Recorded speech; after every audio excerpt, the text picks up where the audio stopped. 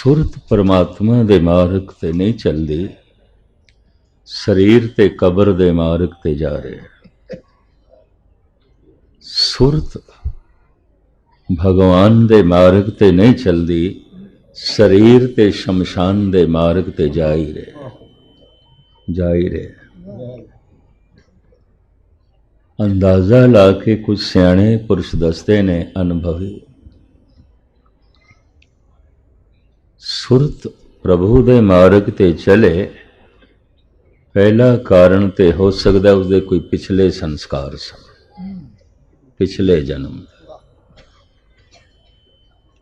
जैसे कबीर, जैसे रविदास पिछले संस्कार सन, या कुछ होर मौजूदा दौर विच पिछले संस्कारां ने प्रेरिया कीता होया कर्म मन नाल जो जुड़ के कीता जांदा है, संस्कार बनते ने। शरीर दे नाश होंदियां संस्कार नाश नहीं होंदे, अगे जांदे, अगे जाते। कोई पूर्वले संस्कार होणगे धार्मिक परमात्मा दे, उस जन्म दे वो इतने संस्कारां दा संग्रह नहीं कर सकिया होवेगा कि निरंकार तक पहुंच जाता। वैसे ये जीवन काफ़ी है परमात्मा तक पहुंचने वास्ते। जीवन तो बहुत लंबा जीवदा है, 50 साल 60 साल 70 80 90 100, इस तो भी ज़्यादा। गुरु गोबिंद सिंह जी महाराज कहते हैं सुरत परमात्मा तक सिर्फ 1 सैकंड दे पहुँचती है। 1 सैकंड चाहिए। एक चित जै 1 छिन ध्यायो, 1 छिन, 1 क्षण, 1 सैकंड। एक चित जै 1 छिन ध्यायो, काल फास के बीच न आयो। वो काल दी फांसी तो, जन्म मरण दी फांसी तो, समय दी फांसी तो निकल जाता है। जेड़ा कम 1 सैकंड दे हो सकता है, कई जन्म लग जाते हैं, कई जन्म 1 सैकंड दे हो सकता है। किसी दी सुरत चली होवेगी, कोई पूर्वले संस्कार तां चली होवेगी। कहते ने 99% मनुखां दी सुरत परमात्मा दे मार्ग ते चलदी है, दुख दी चोट खा के। कोई सत्संग करके नहीं चलते, सत्संग ते हो रहा बथेरी थावां ते हो रहा। कोई दुख दी चोट ही चलन ते मजबूर कर दिए। केड़ी दुख दी चोट? जद मनुख संसार विच बिल्कुल बेआसरा हो जाए, उस वक्त सिवाय ईश्वर तो कोई होर आसरा रहिंदा ही नहीं। इस वास्ते कहंदे ने आसरियां दा आसरा। दुख दी चोट खा के 99% मनुख चलते ने। जब कोई जिंदगी का ऐसा मसला परिवार के मैंबर नहीं सुलझा सकते, मित्र दोस्त नहीं सुलझा सकते, अपनी समर्था ते बुद्ध काम नहीं करती, उदों फिर मनुख कहता है, हे प्रभु हुण तू ही कर, तू कर। 99% मनुख दुख दी चोट खा के चल देना। कोई 1 कद पूर्वले संस्कारां करके, पूर्वले संस्कारां करके। सुरत किथे तक पहुंची है, किहड़ी थां तक पहुंची है? गुरु नानक देव जी महाराज ने पड़ाव दसे ने। यात्रा ते अंधेरे तो शुरू करनी पैगी। दुख दी चोट खाधी है, चले प्रभु दे मार्ग ते, ना परमात्मा दी समझ ना मार्ग दी समझ। इतना ख्याल है परमात्मा की है, परमात्मा कौन है, परमात्मा किथे है, परमात्मा कुछ भी समझ नहीं। यात्रा अंधेरे च शुरू होंदी, उंज अंधेरे च भटकना आउंदा है, चलना नहीं आउंदा। जद रास्ता दिखाई नहीं देंदा तो की चलना। पर ईश्वर दे मार्ग ते पहले मनुख जद चलता है अज्ञान वस होके, समझते कुछ भी नहीं, कुछ भी नहीं। दुख ने चोट की थी है, चल पिया है। इस वास्ते वाहिद अवतारी पुरुष ने धन गुरु नानक देव जी महाराज जो कहते ने, दुख भी एक दारू है, दुख दारू सुख रोग भया। ये पहला अवतारी पुरुष कहता है इस ढंग का बोल। जद सुख रोग बन जान, सुख अयाश बना देन, सुख बदमाश बना देन, सुख आलसी बना देन, सुख हंकारी बना देन, सुख विकारी बना देन, ऐसा मनुख दुख दी चोट खादे बिना सच दे मार्ग ते नहीं चल सकता, नहीं चल सकता। इनू दुख थोड़ा जगावेगा, फिर सत्संग का सहारा मिल जाएगा, गुरुआं अवतारां दी बाणी का सहारा मिलेगा। ऐसा मनुख वाकई जो उसकी सुरत चल पई है, ध्यान चल पिया, समझ चल पई है, सारे संग्रह नूं एक शब्द विच बयान करिए, सुरत। सुरत समझ भी है, सुरत सुनना भी है। चल पई सुरत, ध्यान चल पिया, समझ चल पई। अगर चल पई है तो फिर दूसरे पड़ाव पे पहुंच जाएगी, ज्ञान खंड। इत्थे बिस्मात जरूर होवेगा, हैरान भी जरूर होवेगा भी मैं जद चलिया सी ते जो परमात्मा समझदा सी वो नहीं है, ये ते खेड कुछ और है। ज्ञान खंडी लई परमात्मा कोई व्यक्ति नहीं रह जाता, शक्ति हो जाता। क्योंकि व्यक्ति की सीमा है, व्यक्ति जमदा है, व्यक्ति मरदा है, व्यक्ति का रंग है, व्यक्ति का रूप है, व्यक्ति की अपनी उम्र है। वो कुछ समा पहले नहीं सी, कुछ समा बाद नहीं होवेगा। ईश्वर बारे असी ऐसा नहीं कह सकते ईश्वर होया सी या होवेगा, वो तो अनादि है। ज्ञान खंडी लई ईश्वर कोई व्यक्ति नहीं रह जाता। अगर उदी ध्यान साधना जारी रही, जब तक जारी रहा, पड़ाव दे च मनुख वापस भी हो सकता, क्योंकि रास्ता है पहाड़ी है, दोवें पासे खड़ना।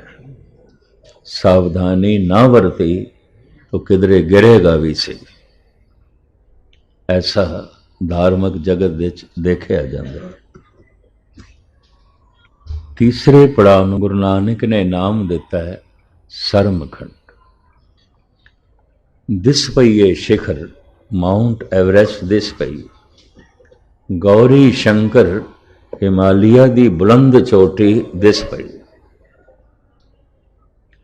पर सिर्फ दिसी है, पहुंचया कोई नहीं। पहुंचने वास्ते मेहनत, शर्म लफ्ज उर्दू फारसी का है, तो ये अर्थ ने हया शर्म, पर शर्मदान शर्म के अर्थ संस्कृत दे मेहनत, मेहनत। सरम खंड की बाणी रूप, ये बड़ी मेहनत का खंड है। इत्थे बहुत मेहनत करनी, मानसिक मेहनत, शरीरक नहीं। काश शरीरक मेहनत दे नाल परमात्मा मिलदा ते मनुख बहुत वड्डी तो वड्डी मेहनत करदा और कर सकदा। ये मानसिक मेहनत है, मन की मेहनत है। सरम खंड की बाणी रूप, तिथे घाड़त घड़िए बहुत अनूप। ताकियां गलां कथया ना जाए, जेको कहे पछे पछताए। तिथे घड़िए सुरत मत मन बुद्ध। पत्थर नूं मूर्तिमान हर मनुख नहीं कर सकता, कोई संग तराश ही करता। सोने नूं गहना, गहने की शक्ल हर मनुख नहीं दे सकता, कोई कलाकार ही दे सकता है। तो एक पत्थर, पर उस पत्थर दे कृष्ण की मूर्ति भी छुपी हुई है, राम की भी है, महात्मा बुद्ध की भी। गुस्ताखी माफ, उस पत्थर दे शैतान की मूर्ति भी है। इस्लामी जगत के जिहड़े हज करन जांदे ने ना, ते हज की संपूर्णता तां मनदे ने शैतान नूं पत्थर मार के आओ, शैतान की मूर्ति बनाई हुई है। क्योंकि इस्लाम कहता असीं मूर्ति दे पुजारी नहीं हाँ, भगवान की मूर्ति तो हो नहीं सकती, पर शैतान की बनाई है। मूर्ति तो छुटकारा उन्हां दा भी नहीं होया, पत्थर मार दे, शैतान नूं ही सही पर मार दे, पत्थर मार के ही आंदे ने सारे, तां उन्हां दी हज संपूर्ण होंदी। पत्थर इहदे चों मनुख की प्रगट करना चाहता है? प्रगट करेगा कोई कलाकार, संग तराश। जद कदी इस तरह की कथा चले कि संग तराश मैनू याद आ जाता है। इंदौर दे नेड़े महू दे स्वर्ग मंदिर है। उस मंदिर दे सर्वधर्म सम्मेलन होया सी, दास ने हाज़री भरी सी। उस मंदिर दे करीबन करीबन भारत के जितने वड्डे वड्डे संत अवतार होए ने, सब दियां मूर्तियां रखियां, उन्होंने स्वर्ग मंदिर कहते। उत्थों दा संचालक एक महापुरुष है, संत सी, उदों पुरानी गल मैं करदा पिया। उहदा महात्मा बुद्ध विच बड़ा विश्वास ते शरधा सी। वो कोई 40 फुट की उच्ची मूर्ति महात्मा बुद्ध की बनवा रहा सी एक संग तराश तो। संग तराश बारे भी पता चलिया, जयपुर तो गए सन 4-5 कारीगर, और उन्होंने वायदा किया सी 2 सालों च बना देंगे। मूर्ति जद 15 सालों च भी ना बने, मंदिर दे ट्रस्टी ते उह संत बड़ा औखा होया संग तराश ते। पिछों के असी 2 सालों च बना देंगे, हुण ते 15 साल हो गए। उसने महात्मा बुद्ध का मस्तक बना दिता, चेहरा बना दिता, बावां बना दित्तियां, गोडियां तक मूर्ति बना दी सी। अगों चरण नहीं बनाए। रोज बैठदा से हथौड़ा लेके, चैने लेके, बस 5-7 घंटे बैठ के आ जाता सी। चूंकि दिहाड़ी मिलती सी उसनों, तो संत एक दिन औखा हो गया, तू जानबूझ के ऐसा कर रहे, लमका रहे, पैसे ले जाना है। उस संग तराश कहने लगा, आज तक जितना दिता मैं सारा वापस कर देना, वो मेरे को ले लो। जिस दिन पैर बननगे उस दिन ही बनावांगा। आखिर संत ने हलेमी नाल पुछ लिया, गल की है? तू थोड़े महीनियां च ही बना दिता सारा ढांचा महात्मा बुद्ध, चरण नहीं बनाए, कई सालों तो बैठा नहीं पूरे किए। उसने रोंदियां होया आखिया, जिन्हां चरनां ते रोज हजारां मनुखा ने मत्था टेकना है, वो चरण मेरी पकड़ दे च नहीं आ रहे, मेरी कल्पना दे च नहीं आ रहे। जब आ ही नहीं रहे मेरी कल्पना च तो मैं बनावा की बनावा। पत्थर दे चरण बनाने ने महात्मा बुद्ध कई साल लग गए उसमें। मनुख ने पूरे दा पूरा अपना जीवन परमात्मा दा बनाना घड़ना तिथे घड़ीए सुरत मत मन बुद्ध खुद नू घड़ना पत्थर नू नहीं घड़ना। भावें पत्थर नू घड़न वाला भी कलाकार है पर महान कलाकार है जो अपने आप नू घड़दा खुद नू घड़दा। किस नाल घड़दा है? गुरु दे शब्द नाल घड़दा गुरु दी बाणी नाल घड़दा है। वो पाठ अपना हिरदा जोड़ के करदा है घड़दा है अपने मन नू तिथे घड़ीए सुरत मत मन बुद्ध अपने चतुष्टा अंता करण नू घड़दा है। घड़े हुए मन की ये पहचान होवेगी शुभ विचार चलणगे गलत नहीं चलणगे। सही सोचनी चलेगी गलत नहीं चलेगी। सही चिंतन चलेगा। अगर यादां गलत चल रही ने विचार गलत चल रहे ने सोचनी गलत चल रही है फुरने गलत चल रहे ने समझ लेना अनघड़ा पत्थर है अनघड़िया मन है घड़िया होया नहीं। हर उस मनुख नू समझ लेना चाहिए ये मन घड़िया होया नहीं है। अगर भारत दे प्राचीन संतां ने कह दिता अहम ब्रह्मस्मि गलत नहीं आखिया घड़ के वो ब्रह्म हो गए ब्रह्म हो गए।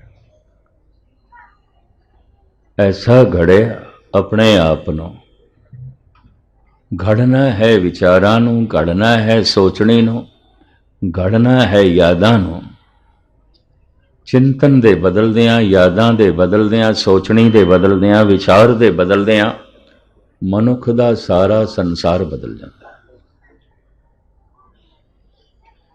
विचार गलत ने तो तकनी भी गलत है। उन्होंने कहते हैं दोख दृष्ट देखना भी दोख बोल भी को बोल होणगे दृष्टि भी दोख दृष्ट होवेगी। दोख दृष्ट का मतलब हर एक दोख देखना हर एक औगण देखना। जैसे कीड़ी बारे कहते दीवार च देखती है सुराख कित्थे ने बस कईयां दी ये बिरती होती है दोख दृष्ट वेखिए इस दे अगर दृष्ट दोख है तो इस मनुख दे विचार ठीक नहीं ने सोचनी भी ठीक नहीं है चिंतन भी ठीक नहीं हर एक दोख देखता। दृष्ट दे बदलदियां ही संसार बदलता है। यही अखां भगतां कोल आउंदियां साडे कोल भी यही है तकनी बदल जाती है। जिस बहादुर सिंह जी का जिक्र कर रहे सन शुगल जी उन्होंने तकनी बदल गई सब ब्रह्म दिखाई देंगे ईश्वर दिखाई देंगे अखां तो यही ने। विचार बदल गए विचार शुभ हो गई तो दृष्ट शुभ हो गई। शुभ दृष्ट दोख दृष्ट शुभ दृष्ट हर एक दे शुभ देखती है। जैसे मैं एक उदाहरण दिया एक मित्र है दोस्त है जान तो भी प्यारा है हुण उस विच सब कुछ शुभ ही शुभ दिखाई देता चंगा ही दिखाई देता। इहदा यह मतलब नहीं कि उहदे च अशुभ नहीं है पर दृष्टि शुभ है शुभ दृष्ट।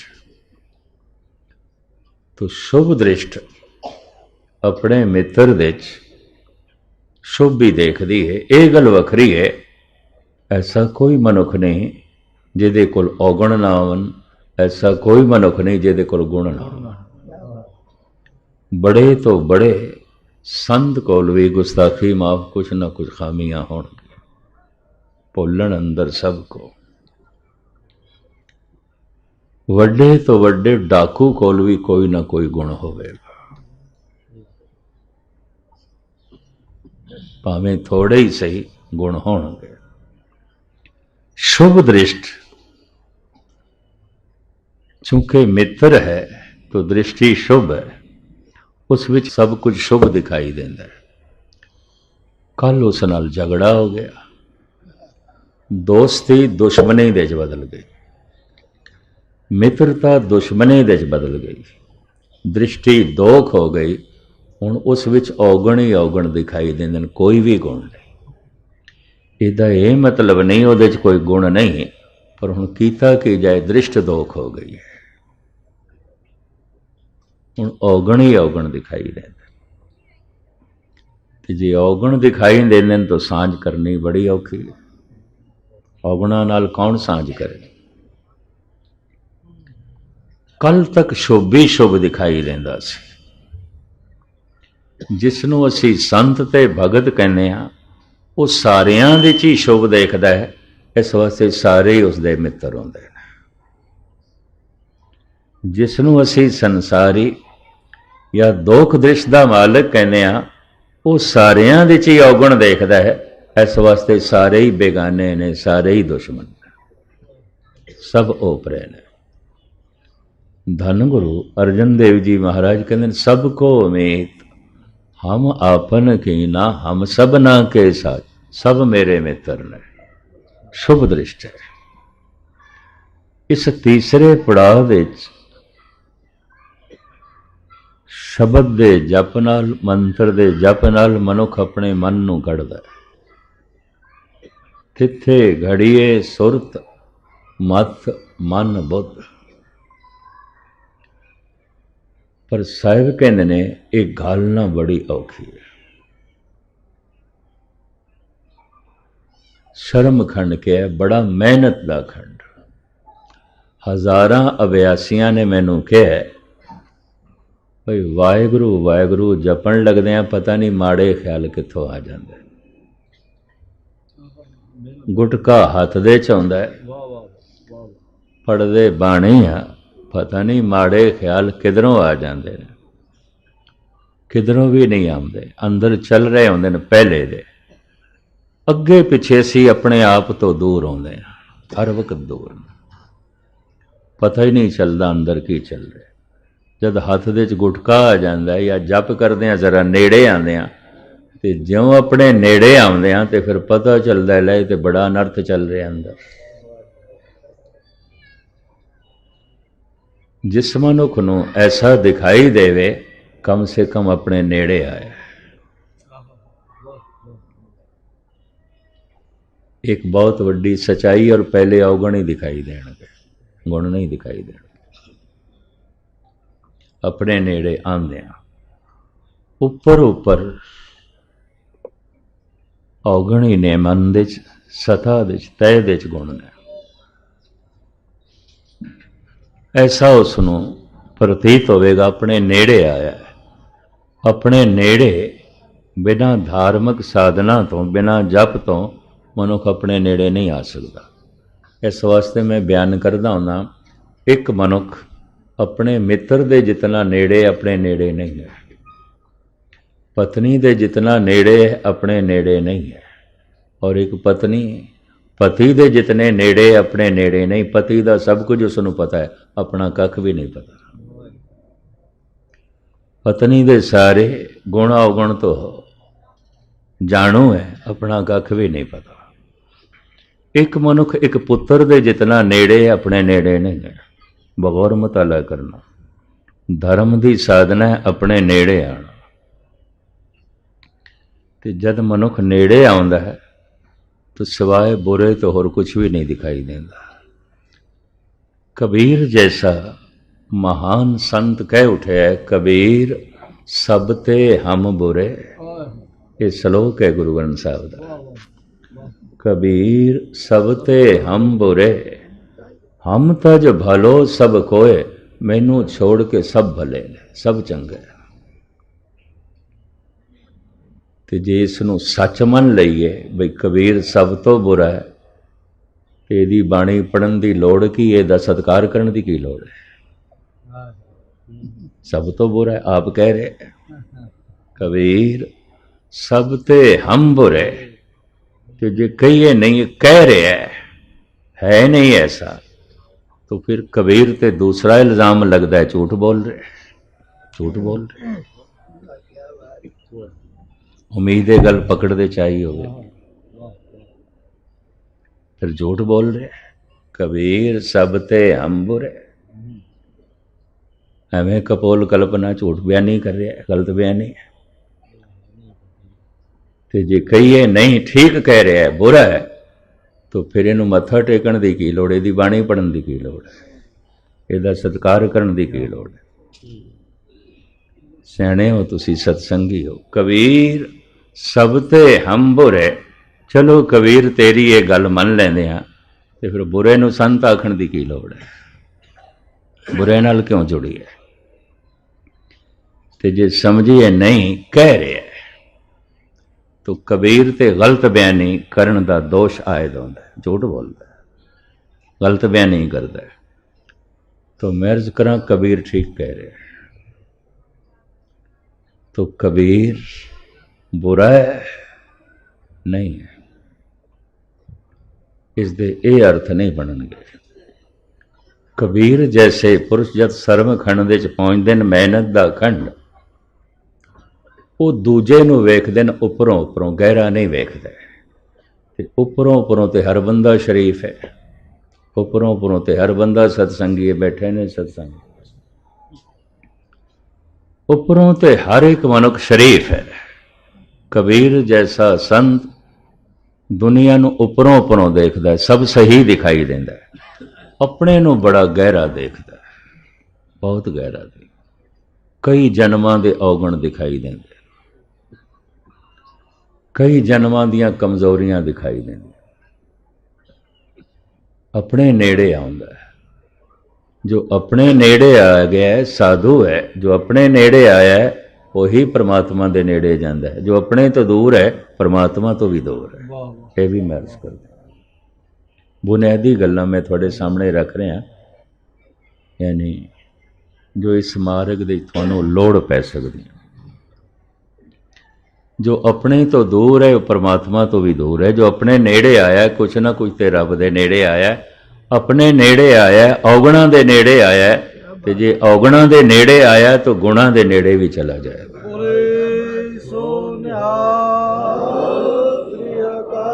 जो अपने नेड़े नहीं आया उन्होंने अपने औगण नहीं दिखाई देंगे, कतई नहीं, फिर दूजियां दे दिखाई देंगे, क्योंकि दूजियां नूं गहरा देखदा, अपने नूं तो उपरों उपरों देखदा, उपरों।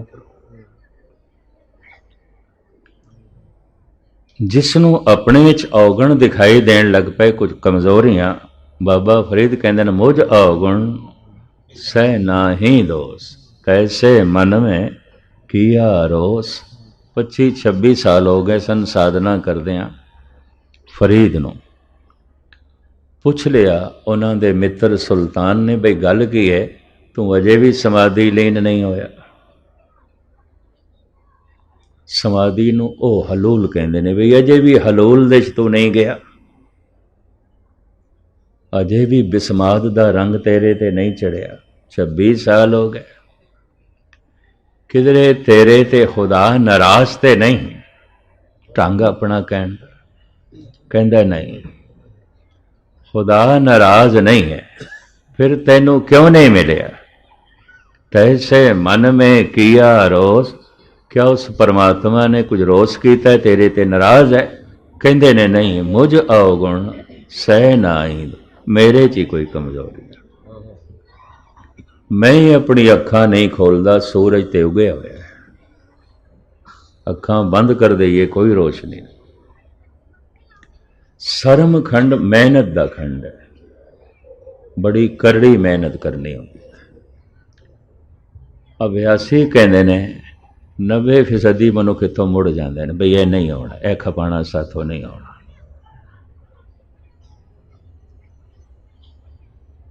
जपन लग्या परमात्मा का नाम दिखाई देने अपने अवगुण। मैं फिर अर्ज करा, जिन्हों भी दिखाई देंदे अपने नेड़े आया, जिन्हों अपने विच गुण ही गुण दिखाई देंदे अजे उपर उपर ही है, कुछ भी नहीं। दूजियां नूं मनुख गहरा देखदा है, ਦੂਜਿਆਂ ਦੀ ਤੇ 7 ਪੀੜ੍ਹੀਆਂ ਬੰਦਾ ਦੇਖਦਾ, ਇਹਦਾ ਪਿਓ ਇੰਜ ਹੁੰਦਾ ਸੀ ਜੀ, ਇਹਦਾ ਦਾਦਾ ਇੰਜ ਹੁੰਦਾ ਸੀ, ਇਸਦਾ ਪਰਦਾਦਾ ਇੰਜ ਹੁੰਦਾ ਸੀ। ਇੱਕ ਇਲੈਕਸ਼ਨ ਦੇ ਦਿਨਾਂ 'ਚ ਮੈਂ ਦੇਖਦਾ ਲੋਕੀ ਕਬਰਾਂ ਦੇ 'ਚ ਮੁਰਦੇ ਕੱਢਦੇ ਨੇ। 7 ਪੀੜ੍ਹੀਆਂ ਨੂੰ ਗਾਲਾਂ ਕਢਵਾਉਣੀਆਂ, ਉਹਨਾਂ 'ਤੇ ਇਲੈਕਸ਼ਨ ਲੜੇ ਕੋਈ। ਇਤਨਾ ਦੂਜਿਆਂ ਦੇ ਗਹਿਰੇ ਜਾਂਦੇ ਨੇ, ਆਪਣੇ ਨੂੰ ਉੱਪਰ ਉੱਪਰ ਵੇਖਦੇ ਨੇ।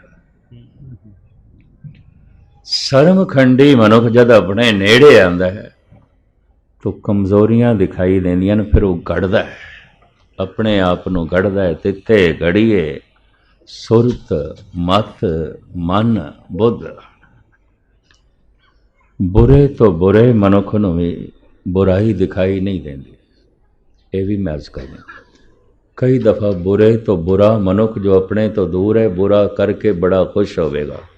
ਜੇਬ ਕਤਰੇ ਬੜੇ ਖੁਸ਼ ਹੋ ਜਾਂਦੇ ਨੇ ਜਦ ਕਿਸੇ ਦੀ ਜੇਬ ਕੱਟ ਕੇ ਲਿਆਂਦੇ ਨੇ, ਲੱਡੂ ਵੰਡਦੇ ਨੇ। ਅੱਜ ਕਾਮਯਾਬ ਹੋ ਗਏ, ਗੱਲ ਬਣ ਗਈ। ਡਾਕਾ ਡਾਲਣ ਦੇ ਜਦ ਡਾਕੂ ਸਫਲ ਹੋ ਜਾਂਦਾ, ਕੋਈ ਪਛਤਾਪ ਕਰਦਾ, ਨੱਚਦੇ ਨੇ ਟੱਪਦੇ ਨੇ। ਅੱਜ ਗੱਲ ਬਣ ਗਈ, ਖੇਡ ਬਣ ਗਈ। ਆਪਣੇ ਤੋਂ ਦੂਰ ਨੇ, ਬਹੁਤ ਦੂਰ ਨੇ। ਧਰਮ ਦੀ ਸਾਧਨਾ ਜਪ ਤਪ ਦੁਆਰਾ ਜਦ ਮਨੁੱਖ ਆਪਣੇ ਨੇੜੇ ਆਉਂਦਾ ਹੈ, ਆਪਣੀ ਅਸਲੀਅਤ ਦਾ ਪਤਾ ਚੱਲਦਾ ਹੈ। ਖੇਡ ਤੇ ਕੁਛ ਹੋਰ ਹੈ, ਔਖਾ ਹੈ। ਪਰ ਜੇ ਜਪ ਜਾਰੀ ਰਹੇ, ਔਗੁਣ ਤੇ ਮਿਟਦੇ ਜਾ ਰਹੇ ਨੇ, ਗਲਤ ਵਿਚਾਰ ਮਿਟਦੇ ਜਾ ਰਹੇ ਨੇ, ਗਲਤ ਸੋਚਣੀ ਵੀ ਮਿਟਦੀ। ਨਾ ਸੋਚ, ਮੈਂ ਅਰਜ਼ ਕਰਾਂ, ਬੁਰਾ ਸੋਚਣਾ ਮਾਨਸਿਕ ਕਰਮ ਹੈ ਤੇ ਬੁਰਾ ਕਰਨਾ ਸਰੀਰਕ ਕਰਮ ਹੈ।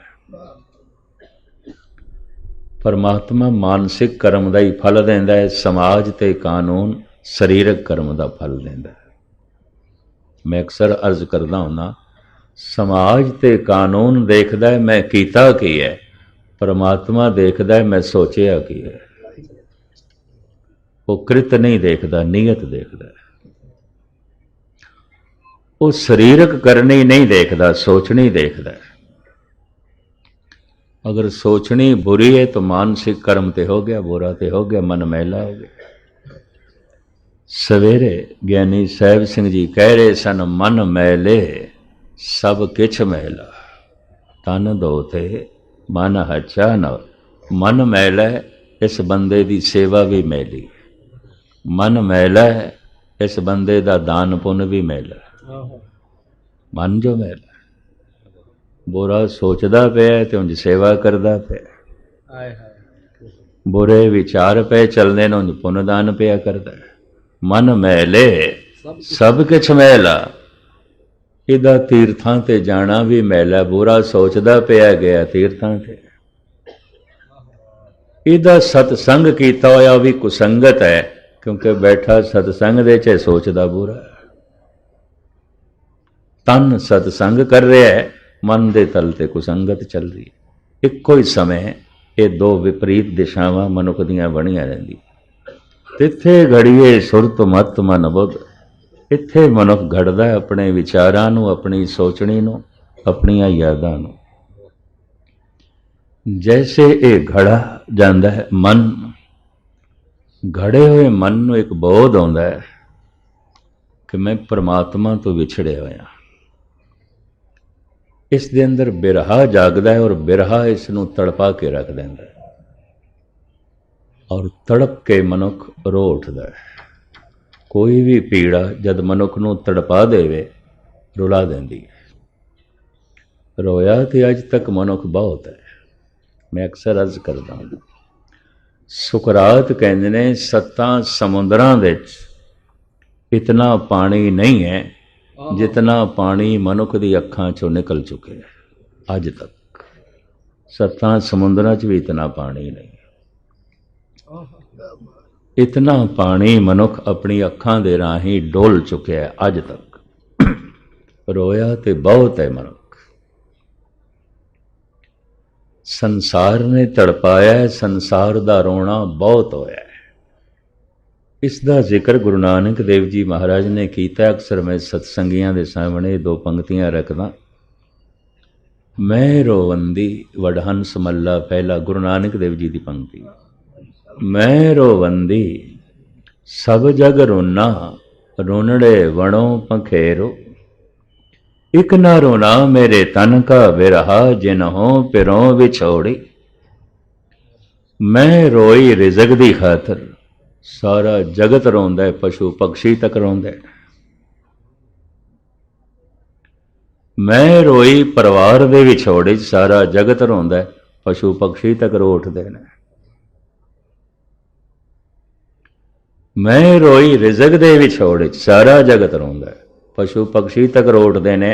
दाना दुणका ना मिले तड़प उठदे ने। मैं अर्ज करा, रोया ते मनुख बहुत है। महाराज कहते मैं रोवंदी सब जग रोना। कोई दर्द कोई विछोड़ा तड़पा के रुला देंदा है, चाहे रिजक दा विछोड़ा है, चाहे मित्र दा विछोड़ा है, परिवार दा विछोड़ा है। विछोड़ा तड़पा के रुला देंदा है। पर दूजी पंक्ति कमाल करते ने गुरु नानक, मैं रोवंदी सब जग रोना, रोनड़े वणों पंखेरू। इक ना रोना मेरे तन का बिरहा, जिन्हों पिरों विछोड़ी। हे परमात्मा विछोड़ा ते तेरा भी है, ना तेरे विछोड़े ने तड़पाया ना रुलाया। मिलते ने सारी दुनिया च मैनू, रोना रोंदे ने, कारोबार दा रोना हुंदा है, किधरे पुत्रां दा रोना है, मित्रां दा रोना है, परिवार दा रोना है। कदी कदाई घूमदे होया कोई करोड़ां च एक अध मनुख मिलदा है जिहदे कोल रब दा रोना हुंदा है, जिहदे कोल परमात्मा दा रोना हुंदा। दो शब्द होर सुन लेना, किसे तीरथ दे जल दे नाल गुनाह नहीं धुलदे, परमात्मा दे विछोड़े विच तड़पिया होया हिरदा, ਉਹਦੇ ਵਿੱਚ ਨਿਕਲੇ ਹੋਏ ਦੋ ਹੰਝੂ ਜਨਮਾਂ ਜਨਮਾਂਤਰਾਂ ਦੇ ਗੁਨਾਹਾਂ ਨੂੰ ਧੋ ਦਿੰਦੇ ਨੇ। ਜਨਮਾਂ ਜਨਮਾਂਤਰਾਂ ਦੇ ਪਾਪਾਂ ਨੂੰ ਧੋ ਦਿੰਦੇ ਨੇ। ਇਹਨੂੰ ਨੰਦ ਲਾਲ ਨੇ ਬੜੇ ਆਲਮਾਨਾ ਢੰਗ ਨਾਲ ਬਿਆਨ ਕੀਤਾ ਹੈ। ਦੋ ਚਸ਼ਮ ਮਨ ਕੇ ਦਰਿਆਏ, ਅਜ਼ੀਮੁਲ ਸ਼ਾਨ ਐ ਗੋਇਆ, ਜ਼ਹਿਰ ਅਸ਼ਕਮ ਬਵਦ ਸ਼ਾਦਾਬੀਏ, सरबाग बाग जा। अगां चल के कहता है, शाखे उम्मीद आशिक हर गिस समर न गिरद, अज आबे अशके मैजगा ता सबज तरना वासद। ऐ प्रेमी तू उम्मीद दा बूटा लाया, इनू मिलाप दा फल नहीं लगेगा। नंद लाल क्यों? जब मैं आशा करके पाठ कर रहा रब मिले, जब मैं आशा करके कथा कीर्तन सुन रहा प्रभु मिले, जब मैं उम्मीद करके तीर्थां ते जा रहा, मंदिर मस्जिद गुरुद्वारे जा रहा, प्रभु मिले, क्यों नहीं मिलेगा? शाखे उम्मीद आशिक, आशिक प्रेमी। तू उम्मीद दी शाख लाईए, उम्मीद दा बूटा लाया, बूटे नूं परशियन विच शाख कहंदे ने। शाखे उम्मीद आशिक हर गिस समर ना गिरत, समर फल नूं कहंदे ने। ये फली बहुत नहीं होगी, फल नहीं लगण। क्यों? नंद लाल कहंदे ने, तू उम्मीद दे बूटे नूं सिंचिया ते है ही नहीं, पानी ते नहीं पाया। बिना सिंचिया ये बूटा फली बहुत नहीं होंदा। ते आशा दे बूटे नूं, उम्मीद दे बूटे नूं किहदे नाल सिंचीए? अज आवे अशके मैजगा ता सबर सरना बाशद। मैजगा इन्हां दो पुतलियां नूं कहंदे ने। इन्हां दो पुतलियां दा पानी ते तू उम्मीद दे बूटे च पाया ही नहीं, ये फल नहीं लगण लगे। रोया होवेगा तू परिवार दे विछोड़े च, निरंकार दे विछोड़े ने तैनू नहीं रुलाया। रोया होवेगा तू पदार्थां दे विछोड़े च, नुकसान हो गया, रोंदे हुए मिलदे।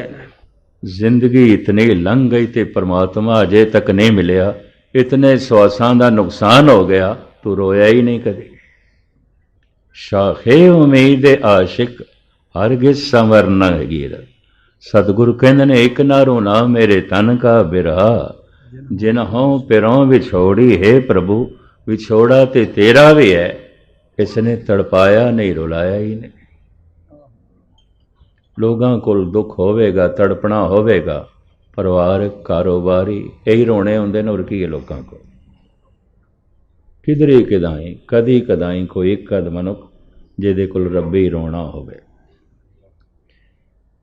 रब्बी रोना मनुख दे मन नूं हल्का कर देंदा है, गुनाहां नूं धो देंदा है। ऐसा मनुख फिर पहुँच जाता है कर्मखंड दे बख्शिश का पात्र हो जाता है, क्योंकि उसका रोना परमात्मा की खातर है, पदार्थों की खातर नहीं। पदार्थों की खातर तो बहुत रो चुके। जन्म तो मनुख रोंदा है दुध की खातर, दुध पदार्थ है, रिजक है, बच्चा रोंदा है। फिर सारी जिंदगी पदार्थों के ही रोने ने, रिजक के ही रोने ने, और की है। फिर परिवार के रोने ने, लोग इन्हां ही रोणियां नूं रोंदे ने। संसार का भरमण करदे होए लोकी जब कोई समस्या रखते ने, मेरे मुँह निकल जाता संसारी रोना। कई कह देंदे ने ज्ञानी जी तुहाडा मन बड़ा कठोर है, असीं इन्ना दुख तुहानूं बयान पे करदे हां। मैं कि तुहाडा दुख, मैं भी दुखी हाँ, तुसीं भी दुखी हो, ते अपना दुख उन्हों सुनाओ जिथे दुख है ही नहीं। दुख तिसे पे आखिए, सुख जिसे ही पास। एक दूजे नूं दुख सुनाउण नाल दुख घटदे नहीं, इस चक्कर च ना पैना। कोई किसी दे दुख नहीं लैंदा, इस चक्कर च ना पैना, और कोई किसी दे दुख लै भी नहीं सकता। मनुख आशा रखदा है, ओ मोते सुख चाहत हैं, हम ओते सुख चाहत हैं। तुलसी कहंदे ने मैं उस तो सुख चाहता, वो मैथों सुख चाहता है। वो मोते सुख चाहत हैं, हम ओते सुख चाहत हैं। दुख कोई किसी को नहीं लेंदा, दुख का साथी भी कोई नहीं बनता। स्या बख्ती में कब कोई किसी का साथ देता है, कि तारीकी में साया भी जुदा इंसान से रहता। अंधेरे ते अपना साया भी साथ छड़ देंदे। सियाणे मनुख अपना दुख परमात्मा दे अगों रोंदे, क्योंकि उहदे कोल दुख नहीं है। सिर्फ वही दुख लै सकदा है संसार दे विच परमात्मा, बाकी कोई दुख नहीं लै सकदे। जिहड़े लै ही नहीं सकदे लोकी उन्हां दे अगों रोंदे ने, अपना दुख सुणांदे ने। और वो कई दफ़ा ऐसा होंदा, इसने एक दुख सुनाया होंदा, वो अपने 10 दुख सुना के भार होर वधा देंदे ने। पहले ही भार होंदा, बगौर मुताला करना। इस वास्ते सियाणे मनुख अपना दुख कतई किसी दे अगों नहीं रखते। इहदे उत्ते उस्ताद ज़ौक ने एक बड़ा कीमती बोल आख्या, मेरे चेहरे से गम आशकारा नहीं है, पर ये न समझ कि ये गम का मारा नहीं है। डूबने को तो डूबे हम भी, लेकिन अहले साहिल को हमने पुकारा नहीं है। डूबया मैं भी हाँ, वो ते मैं भी खा देने, पर मैं इस तरह चीखिया चिल्लाया नहीं, मैं जी डूब गया जी, मैं मर गया जी, मैं डूब गया जी, मैं मर गया जी। ऐसा रोया चिल्लाया नहीं, क्योंकि सारे ही डुबदे पे ने, सारे ही रो रहे हैं। रोंदे होयां दे अगों की रोना रखना। तो मुख्तसर मैं अर्ज करा, ऐसा मनुख कर्म खंड दे पहुँच जाता है, बख्शिश दे खंड दे। कर्म खंड की बाणी जोरे बणतर बड़ी जोरां वाली है। उहदे बोलां च सत्या आ जाती है, उहदे हत्थां च बरकत आ जाती है, उहदे कदमां दे च क्रांति आ जाती है। चलो मैं 2 बोल गुरु अर्जन देव जी दे तुहाडे सामने रखा। साहिब कहंदे ने, मेरे हाथ पदम पुने चंद महला पंजवा। मेरे हाथ पदम आंगन सुख बासना। मेरे हाथ दे च पदम बन गए, पदम दी रेखा। पदम कमल नूं कहंदे ने। कमल दे बहुत सारे नाम ने। कमल नूं सौरभ कहंदे ने, कमल नूं कंज कहंदे ने, कमल नूं बारज कहंदे ने, कमल नूं पदम कहंदे ने, कमल नूं सारंग भी कहंदे ने। मैं 17-18 नाम शब्द कोश दे च पढ़े ने। इस एक फुल दे। ये धर्म का प्रतीक है। कहते ने हथ दे च मेरे पदम बन गए। इतिहास दे च ऐसा नहीं लिखा कि गुरु अर्जन देव जी दे दैने हथ दे च पदम सी, ऐसा नहीं लिखा। ये बिरगू पंडित, बिरगू ऋषि, जो बहुत हज़ारां साल पहले बहुत वड्डा एक साइंटिस्ट होया है, जिन्हें ग्रह नक्षत्रां का अध्ययन किया, ऋषि से आत्म साधना भी की थी। उसने ख्याल दिता है जो परम पुरख है, पहुँचया होया पुरख है, उहदे पैरां दे या हाथां दे पदम होवेगा। कुछ इतिहास दे सच्चाई भी मिलती है। श्री कृष्ण जी के चरणों च पदम सी। भाई गुरदास भी लिखते हैं, चरण कमल विच पदम है, झिलमिल जम के वांगू तारे। जाए सुता प्रभास विच, गोडे उपर पैर पसारे। प्रभास इधर गुजरात समुंदर के तट, सोमनाथ मंदिर के नेड़े। श्री कृष्ण उस तीरथ के तट ते पैर दे उत्ते पैर रखे, गोडे ते पैर पसार के जंगल दे दरखत दे थले लेट गए। सामने समुंदर है। जाए सुता प्रभास विच, गोडे ऊपर पैर पसारे। पर चरण कमल विच पदम है, झिलमिल जम के वांगू तारे। चरना च पदम है, चमकदा है। बद्धक आया भालदा, मिर्गे जान बाण ले। शिकारी आया, उन्हें पदम वेख्या तो इंज लगे हल्के जिहा अंधेरे भई हिरन की अख है। उन्हें खिंच के तीर मारिया। इसे तीर दे नाल ही श्री कृष्ण जी का शरीर शांत होया। चरना च पदम सी।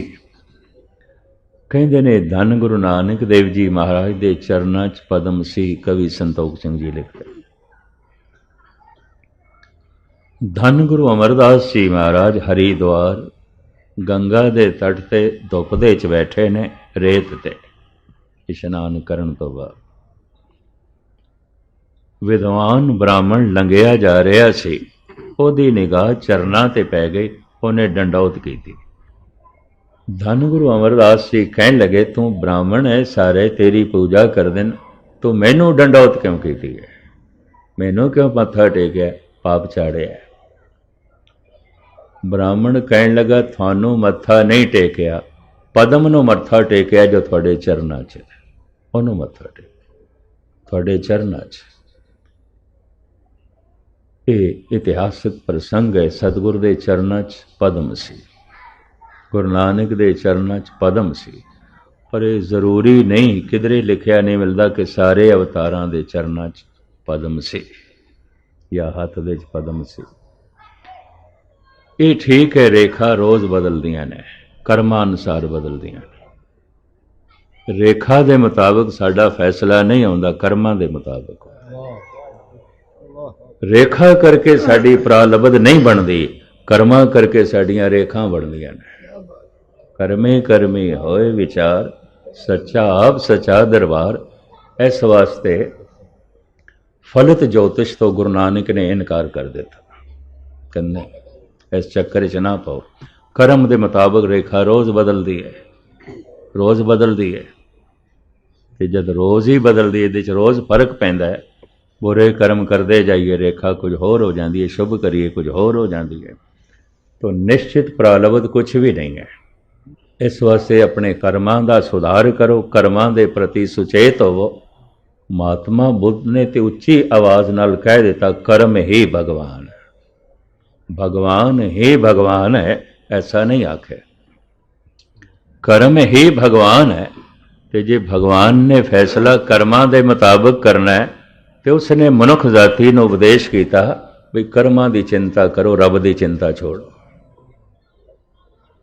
क्योंकि जिहड़ा रब है ना, वह भी साडे कर्म देखता है। गुरु नानक देव जी महाराज कहते कर्मे कर्मे होए विचार, सच्चा आप सच्चा दरबार। जद मनुख धार्मिक साधना करदियां करदियां अपने मन को गढ़ के कर्म खंड दे पहुँचता है, ਸਾਹਿਬ ਕਹਿੰਦੇ ਨੇ ਬਣਤਰ ਬੜੀ ਜ਼ੋਰ ਵਾਲੀ ਹੈ, ਉਹਦੇ ਬੋਲਾਂ 'ਚ ਬਰਕਤ ਆ ਜਾਂਦੀ ਹੈ, ਉਹਦੇ ਕਦਮਾਂ 'ਚ ਕ੍ਰਾਂਤੀ ਆ ਜਾਂਦੀ ਹੈ, ਉਹਦੇ ਹੱਥਾਂ 'ਚ ਬਰਕਤ ਆ ਜਾਂਦੀ ਹੈ। ਤੋ ਕਿਆ ਹੱਥ ਬੇਬਰਕਤੀ ਵੀ ਹੁੰਦੇ ਨੇ। ਗੁਰੂ ਅਰਜਨ ਦੇਵ ਜੀ ਦੱਸਦੇ ਨੇ ਬੇਬਰਕਤ ਵੀ ਹੱਥ ਹੁੰਦੇ ਨੇ, ਜੇ ਉਹ ਕੰਚਨ ਨੂੰ ਹੱਥ ਲਾਵੇ ਖੇਊ ਸੇ ਤੀਰ ਲਗੇ। ਸੋਨੇ ਨੂੰ ਹੱਥ ਪਾਉਂਦਾ ਮਿੱਟੀ ਹੋ ਜਾਂਦਾ। ਬਰਕਤਾਂ ਵਾਲਾ ਹੱਥ ਮਿੱਟੀ ਨੂੰ ਹੱਥ ਪਾਉਂਦਾ ਸੋਨਾ ਹੋ ਜਾਂਦਾ। ਜਿਨ੍ਹਾਂ ਦੇ ਹੱਥਾਂ 'ਚ ਇਸ ਤਰ੍ਹਾਂ ਦੀ ਬਰਕਤ ਆਉਂਦੀ ਸੀ, ਪ੍ਰਾਚੀਨ ਜ਼ਮਾਨੇ 'ਚ ਕਹਿੰਦੇ ਸਨ ਮੰਦਰ ਦੀ ਬੁਨਿਆਦ ਉਸ ਦੇ ਹੱਥੋਂ ਰਖਾਣੀ, ਮਕਾਨ ਦੀ ਬੁਨਿਆਦ ਉਸ ਦੇ ਹੱਥੋਂ ਕਰਾਣੀ, ਕੋਈ ਉਦਘਾਟਨ ਸਮਾਰੋਹ ਉਸ ਦੇ ਹੱਥੋਂ ਕਰਾਣਾ। ਬੇਬਰਕਤੇ ਹੱਥ ਉਦਘਾਟਨ ਕਰਦੇ ਨੇ ਕਿਸੇ ਪੁੱਲ ਦਾ, ਕਿਸੇ ਸੜਕ ਦਾ, ਤੋ ਕਾਗਜ਼ਾਂ ਦੇ ਉੱਤੇ ਸੜਕ ਬਣ ਜਾਂਦੀ ਹੈ, ਜ਼ਮੀਨ ਦੇ ਉੱਤੇ ਬਣਦੀ ਕੋਈ ਨਹੀਂ। ਬੇਬਰਕਤੀ ਹੱਥ ਤਾਮੀਰ ਹੀ ਨਹੀਂ ਹੁੰਦਾ। ਤਾਂ ਮੈਂ ਅਰਜ਼ ਕਰਾਂ, ਗੁਰੂ ਅਰਜਨ ਦੇਵ ਜੀ ਮਹਾਰਾਜ ਕਹਿੰਦੇ ਨੇ ਮੇਰੇ ਹੱਥ ਪਦਮ, ਮੇਰੇ ਹੱਥ ਦੇ ਵਿੱਚ ਪਦਮ ਬਣ ਗਏ, ਬਰਕਤ ਆ ਗਈ ਹੈ। ਮੇਰੇ ਹੱਥ ਪਦਮ ਆਂਗਨ ਸੁਖ ਬਾਸਨਾ, ਸਖੀ ਮੇਰੋ ਕੰਠ ਰਤਨ ਪੇਖ ਦੁਖ ਨਾਸਨਾ। ਹੱਥ ਦੇ ਵਿੱਚ ਪਦਮ ਕਿਸ ਤਰ੍ਹਾਂ ਬਣ ਗਿਆ? ਕੰਠ ਦੇ ਵਿੱਚ ਪਰਮਾਤਮਾ ਦਾ ਨਾਮ ਵਸਿਆ, ਹੱਥ ਦੇ ਵਿੱਚ ਪਦਮ ਬਣ ਗਏ। ਇਸ ਨੂੰ ਭੱਟ ਬਿਆਨ ਕਰਦੇ ਨੇ ਗੁਰੂ ਅਮਰਦਾਸ ਜੀ ਮਹਾਰਾਜ ਦੀ ਮਹਿਮਾ ਕਰਦੇ ਹੋਇਆ। ਬਾਰਜ ਕਰ ਦਾਹਣੇ, ਬਾਰਜ ਕਮਲ ਨੂੰ ਕਹਿੰਦੇ ਨੇ, ਪਦਮ ਨੂੰ ਕਹਿੰਦੇ ਨੇ। ਇਹ ਗੁਰੂ ਅਮਰਦਾਸ, ਤੁਹਾਡਾ ਜਿਹੜਾ ਦਾਇਣਾ ਹੱਥ ਹੈ ਉਹਦੇ 'ਚ ਪਦਮ ਹੈ। ਹੁਣ ਇਤਿਹਾਸ ਦੇ ਤੇ ਇਹ ਲਿਖਿਆ ਚਰਨਾਂ 'ਚ ਸੀ, ਹੱਥ ਦੇ 'ਚ ਨਹੀਂ ਸੀ। ਕਿਸੇ ਦੇ ਹੱਥ 'ਚ ਆਉਂਦਾ, ਕਿਸੇ ਦੇ ਪੈਰਾਂ 'ਚ ਆਉਂਦਾ। ਇਤਿਹਾਸ ਦੇ 'ਚ ਇਹ ਹੈ ਚਰਨਾਂ 'ਚ ਪਦਮ ਦੇਖ ਕੇ ਬ੍ਰਾਹਮਣ ਨੇ ਮੱਥਾ ਟੇਕਿਆ ਸੀ, ਪਰ ਇੱਥੇ ਭੱਟ ਕਹਿੰਦੇ ਨੇ ਸੱਜੇ ਹੱਥ 'ਚ ਹੈ। ਜੋ ਚਰਨਾਂ ਦੇ 'ਚ ਪਦਮ ਦੇਖਿਆ ਗਿਆ ਉਹ ਪਦਮ ਹੈ ਜਿਸ ਦਾ ਜ਼ਿਕਰ ਬਿਰਕੂ ਰਿਸ਼ੀ ਕਰਦਾ ਹੈ। ਜੋ ਹੱਥ ਦੇ 'ਚ ਪਦਮ ਹੈ, ਭੱਟ ਜੋ ਕਹਿ ਰਹੇ ਨੇ, ਉਹ ਪਦਮ ਹੈ ਜਿਹਦਾ ਜ਼ਿਕਰ ਗੁਰੂ ਅਰਜਨ ਦੇਵ ਜੀ ਮਹਾਰਾਜ ਪੁਨੇ ਛੰਦ ਦੇ 'ਚ ਕਰਦੇ ਨੇ। ਜਦ ਕੰਠ ਦੇ 'ਚ ਪਰਮਾਤਮਾ ਵਸ ਜਾਂਦਾ ਹੈ, ਮਨੁੱਖ ਕਰਮ ਖੰਡ ਦੇ 'ਚ ਪਹੁੰਚ ਜਾਂਦਾ ਹੈ, ਹੱਥਾਂ 'ਚ ਬਰਕਤ ਆ ਜਾਂਦੀ, ਕਦਮਾਂ 'ਚ ਕ੍ਰਾਂਤੀ ਆ ਜਾਂਦੀ ਹੈ, ਬੋਲਾਂ 'ਚ ਸਤਿਆ ਆ ਜਾਂਦੀ ਹੈ। ਕਿਉਂ? ਉਹ ਵਾਹਿਗੁਰੂ ਵਾਹਿਗੁਰੂ ਆਖਦਾ ਤੇ ਰਸ ਨਾਲ ਭਰ ਜਾਂਦਾ ਹੈ। ਵਾਹਿਗੁਰੂ ਉਸ ਦੀ ਰਸਨਾ 'ਤੇ ਹੁੰਦਾ, ਪਰਮਾਤਮਾ ਉਹਦੀ ਰਸਨਾ 'ਤੇ ਹੁੰਦਾ ਹੈ। ਅਤੇ ਜਦ ਪਰਮਾਤਮਾ ਰਸਨਾ 'ਤੇ ਬੈਠਾ ਹੈ ਤਾਂ ਰਸਨਾ ਦੇ ਤੋਂ ਬੋਲਿਆ ਹੋਇਆ ਬੋਲ ਖਾਲੀ ਨਹੀਂ ਜਾਂਦਾ। ਪ੍ਰਭ ਜੀ ਬਸੇ ਸਾਧ ਕੀ ਰਸਨਾ, ਨਾਨਕ ਜਨ ਕਾ ਦਾਸਨ ਦਸਨਾ। ਕਰਮ ਖੰਡ ਦੇ 'ਚ ਪਹੁੰਚ ਕੇ ਬਰਕਤਾਂ ਦਾ ਮਾਲਕ ਹੋ ਜਾਂਦਾ। ਗੁਰੂ ਅਮਰਦਾਸ ਜੀ ਮਹਾਰਾਜ ਵੀ ਕਹਿੰਦੇ ਨੌ ਨਿਧੀ 18 ਸਿੱਧੀ, ਪਿੱਛੇ ਲੱਗੀਆਂ ਫਿਰਨ ਜੋ ਹਰ ਹਿਰਦੇ ਸਦਾ ਵਸਾ।